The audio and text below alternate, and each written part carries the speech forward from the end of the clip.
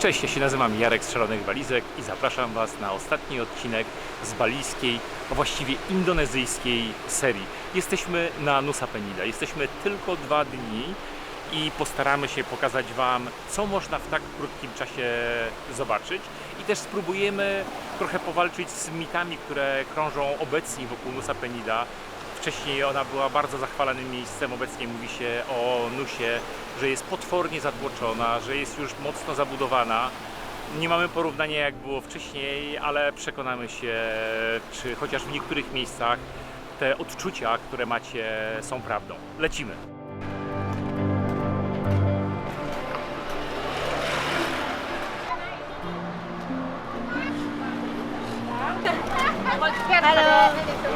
Jak wysiądziecie tutaj w porcie, nie zwariujcie, bo po prostu jest tylu naganiaczy próbujących wypożyczyć Wam skuter, cokolwiek sprzedać, bo to jest taki pierwszy strzał i wszyscy po prostu, wiecie jak jest, po przyjeździe nie ogarniają rzeczywistości.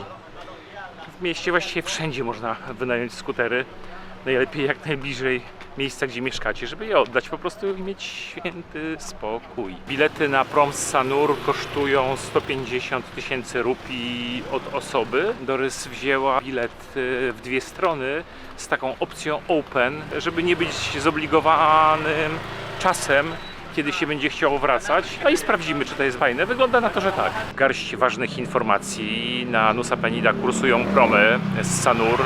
Kursują co pół godziny, ale niestety spóźniają się, więc jeżeli gdzieś macie jakieś dalej połączenie, to nie liczcie na punktualność. Bierzcie zawsze zakładkę na takie sytuacje i na to, że też się może zmienić i po prostu promy mogą nie pływać. Po Nusa Penida najłatwiej jest jeździć skuterem. Skutery można wynająć wszędzie. My zapłaciliśmy za skuter 70 000 rupii za dzień. To nie wlicza się paliwa, nie ma żadnych dokumentów. Po prostu daliśmy numer telefonu, spisaliśmy nasze imiona, no i po prostu ruszyliśmy. Słyszeliśmy o tym, że trzeba mieć prawo jazdy międzynarodowe, ale ani razu nam akurat się nie zdarzyło, żeby kontrolowała nas policja i żeby sprawdzała, czy to prawo jazdy mamy. Ale na wszelki wypadek, ale no takiej sytuacji nie było. Kochamy wręcz takie miejsca jak lokalne markety w każdym miejscu świata, bo tam toczy się życie. Pani sprzedająca awokado próbuje przekonać Dorys, dlaczego cena jest wyższa, ale ja wiem, że trafiła kosa na kamień. Targowanie się w takich miejscach to jej drugie imię.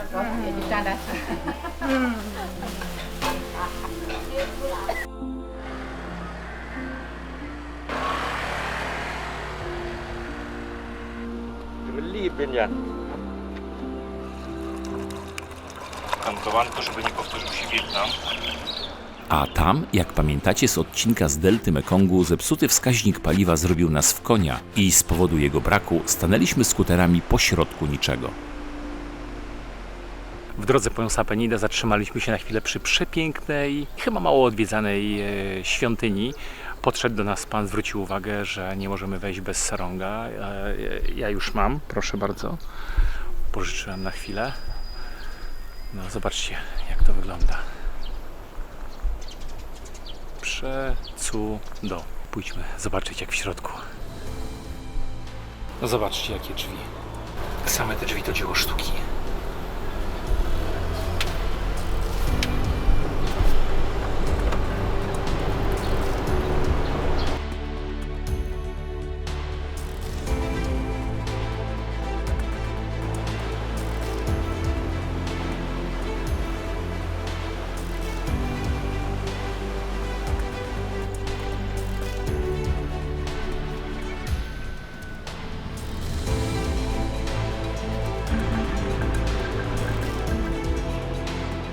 Trafiliśmy na naprawdę piękne miejsce. Zobaczcie, jaki basen, którego linia odcina się i widać po prostu wodę przechodzącą w wodę basenu, w wodę oceanu.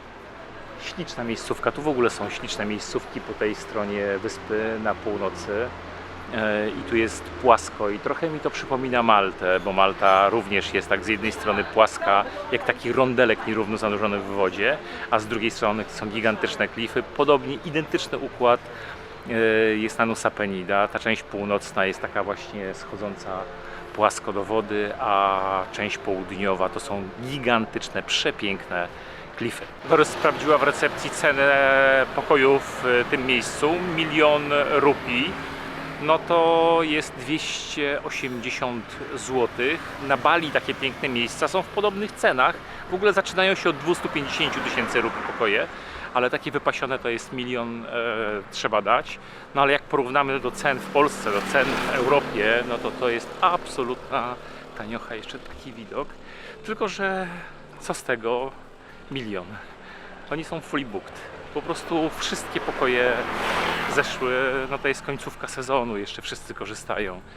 Się wcale nie dziwię, w takim miejscu też bym korzystał, jakbym miał więcej czasu wolnego.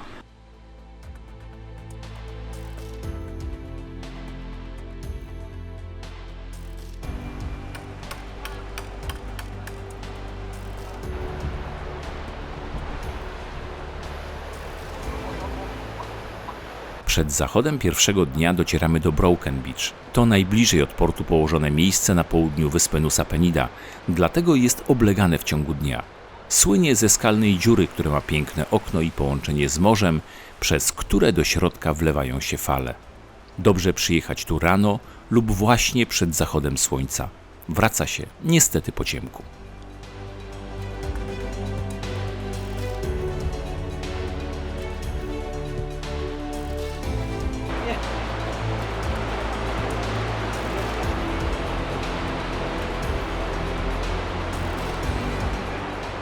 Szanowni Państwo, po mojej lewej stronie Diamond Beach. Chwilę się zastanawialiśmy, czy warto tu przyjechać, bo to takie strasznie popularne, turystyczne, oblegane miejsce. No ale z jakiegoś powodu jest oblegane. Jest po prostu piękne. Zobaczcie zresztą sami. I bardzo ważna rzecz. Wstęp tutaj kosztuje 35 tysięcy rupii, a opłata za skuter, którym prawdopodobnie tutaj przyjedziecie, to jest 5000 rupii.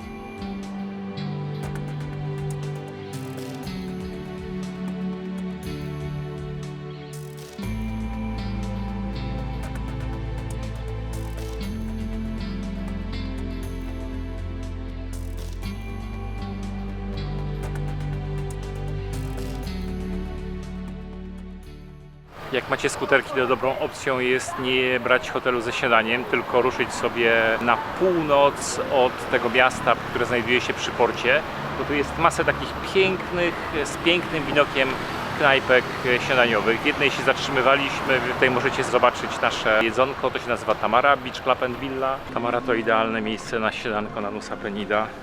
Idealne miejsce na każde śniadanko i też na ostatnie, bo my już powolutku zwijamy żagle stąd i wracamy na Bali, ale miejscówka, ja się pokręcę. Zobaczcie sami. Ciekawostka, jeżeli ktoś oglądał film nurkowy z Bali, to ostatni nurek, ostatni przy Nusa Penida, punkt SD. Ja Wam podrzucę tutaj kartę do tego filmu. To tutaj są przepiękne miejsca, to jest piękna rafa obok Tamary, obok miejsca, gdzie jemy śniadanko. I tutaj już czekają, już stoją łodzie nurkowe, część pewnie się przygotowuje, część już jest pod wodą. Tu wszędzie są nurkowie i tutaj są przepiękne żółwie, tu są...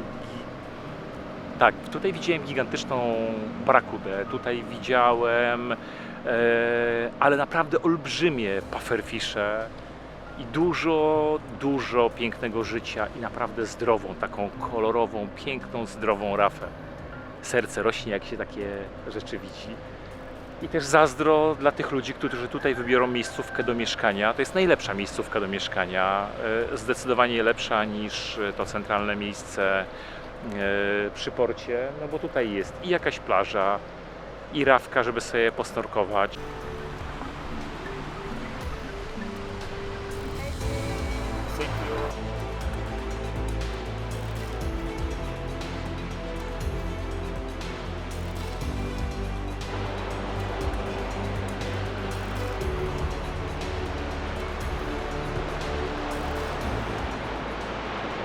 Nusa Penida to nie jest może jakaś wielka wyspa, bo z jednego krańca na drugi jest 27 km i wydawać by się mogło, że to tak jak u nas, po prostu pół godziny, nawet nie pół godziny można spokojnie przejechać, ale tutaj drogi są tak fatalne, że takie odległości się jedzie, oni jeżdżą pewnie godzinę, a my 1,5 godziny do 2, ponieważ mówię, i te drogi są wąskie, bardzo ciężko się minąć, są bardzo dziurawe, trzeba bardzo uważać. No i prędkość takim skuterem to jest 30-40 km na godzinę. I koniec, no więcej nie wymyślimy.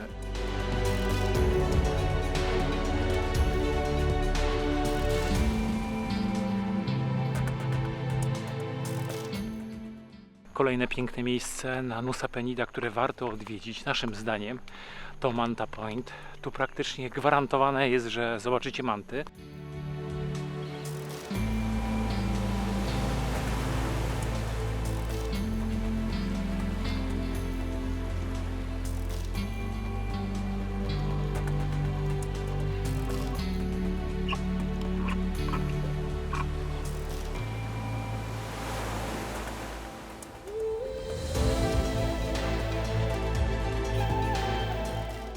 Przyjechaliśmy i zobaczyliśmy z góry całą ławicę mant. Ich było 5-7, gdzieś tak około.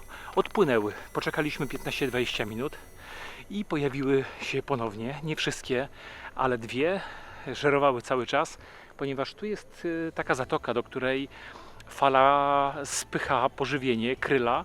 No i one mają po prostu darmową wyżerkę i dlatego tutaj najczęściej można je spotkać.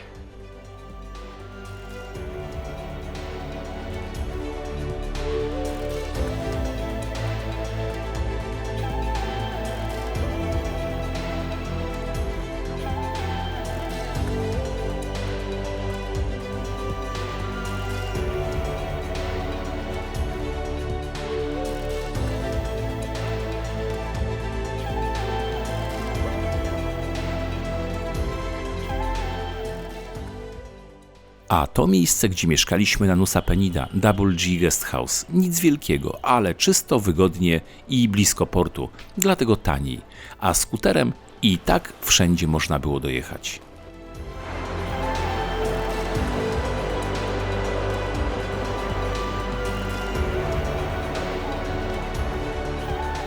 W ostatnich promieniach zachodzącego słońca dotarliśmy do Clinging King Point.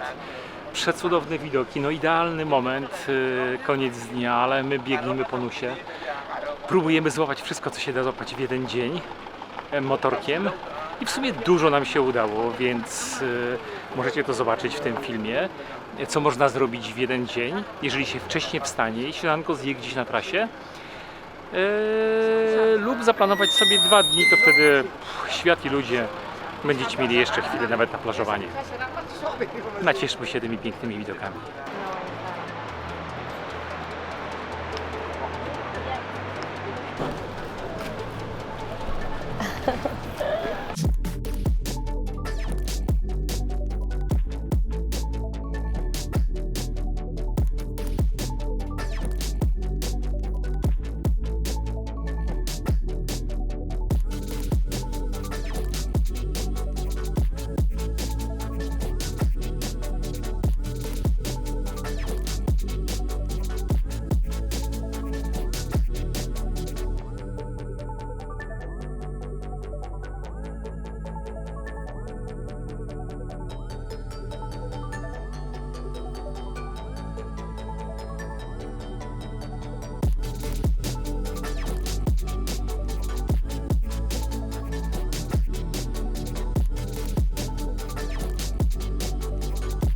I na koniec garść praktycznych, ważnych informacji. Na Nusa Penida z Bali, z Sanur można dopłynąć promem.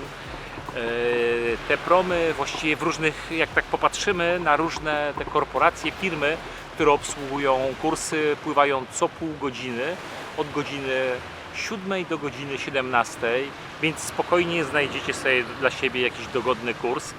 Ale pamiętajcie o tym, że one nie są tak punktualne jak japońskie pociągi, że tutaj się zdarzają i opóźnienia i zdarza się to, że te promy potrafią w ogóle nie popłynąć, jeżeli jest kiepski stan morza. więc nie odkładajcie tego przejazdu na ostatnią chwilę, no bo możecie gdzieś się wkopać, możecie mieć problem. Bilet na prom kosztuje 150 000 rupii na osobę. Po wyspie, tak nam się wydaje, najlepiej naszym zdaniem poruszać się skuterem. Skutery też wypożyczycie wszędzie. Gdy wysiądziecie z portu, to już to jest taki pierwszy atak. Wszyscy ci sprzedawcy i taksówkarze i wynajmujący skutery dopadają ludzi, dopadli również nas wielokrotnie i proponują wynająć skuter, a wy wynajmujcie sobie skuter tam, gdzie wam pasuje. My wynajęliśmy skuter za 70 000 rupii za dzień. Skuter był zatankowany, oddaliśmy, nikt nie sprawdzał baku, nie było żadnego problemu, no a tego paliwa wyjeździliśmy sporo. Przejechaliśmy po wyspie 100 km. Nie trzeba było okazywać żadnego dokumentu, właściciel wypożyczalni wziął od nas tylko informację, jak się nazywamy, numer telefonu, koniec. Po wyspie jeździ się fajnie, ale dramatycznie trudno, ponieważ drogi są wąskie i są jeszcze bardziej dziurawe niż na Bali. I te drogi przejazdu są jeszcze dłuższe niż na Bali. Mapa wam pokazuje, że odległość jest 10 km i pokazuje wam jakiś tam, powiedzmy, szybki czas przejazdu. Nie sugerujcie się tym, bo odległości typu 17 km pokonuje się 44 minuty do godziny. Przejechaliśmy 100 km wokół wyspy przez 10 godzin. No, po prostu dramat, po całym dniu nas tyłki bolały, ale my nie mieliśmy więcej czasu w trakcie 15-dniowego pobytu na Bali. Wygospodarowaliśmy sobie 2 pełne dni na to, żeby wpaść na Nusę i zobaczyć najciekawsze miejsca, żeby po prostu liznąć Nusy i zorientować się, jaka ona jest, a być może tutaj później wrócimy. Tutaj są potworne korki. Jak wylądowałem pierwszego dnia, już nie miałem jak filmować, bo bym wam to pokazał, ale jeden jeden kawałeczek tej jezdni był zajęty przez auta zaparkowane i resztką jezdni chodnika poruszały się samochody w 2 kierunkach i masa skuterów. Czasami są takie sytuacje i szybciej jest chodzić niż jeździć. Co ciekawe, jeszcze nie mówiłem o tym nigdzie wcześniej, ale pierwszy raz wyjmowaliśmy z bankomatu pieniądze właśnie tutaj na Nusie i co się okazało, że Revolut jest jakby zablokowany. Z Revoluta pieniędzy z bankomatu nie można wyjąć, natomiast Revolutem płacić wszędzie można. Bo my płaciliśmy wszędzie za hotele, w restauracjach, z tym nie ma problemu, więc jak będziecie potrzebowali, są przyjmowane też płatności przez telefon, oni już mają nowoczesne terminale. Dużo gorszy jest internet na Nusie niż na Bali. I tak się zastanawiam, co jeszcze. Hotele, ogólnie ceny są podobne jak w pozostałych częściach, jak na Bali, bo Java była tańsza. O hotelach warto powiedzieć, my znaleźliśmy sobie miejsce blisko portu, no tak jak jakoś tam pasowało, ale pojechaliśmy skuterem na północną część, tam gdzie są plaże i naszym zdaniem najpiękniejsze plaże, najładniejsze hotele są właśnie na północy, takie piękne, butikowe. Więc to dla każdego jakiś fajny wybór. Jeżeli szuka takiego miejsca na absolutny reset na Nusie, to raczej północ i raczej szukajcie tam fajnych miejsc. Jeżeli mi się coś jeszcze przypomni, to znajdziecie te informacje na blogu. Zapraszam też www.szalonewalizki.pl. Jeżeli podobała się wam nasza relacja, nasz vlog z tej wyspy, zostawcie lajka. Zostawcie komentarz, zostawcie suba, jeżeli jeszcze nie zostawiliście i obserwujcie kolejne podróże, kolejne filmy. Do zobaczenia.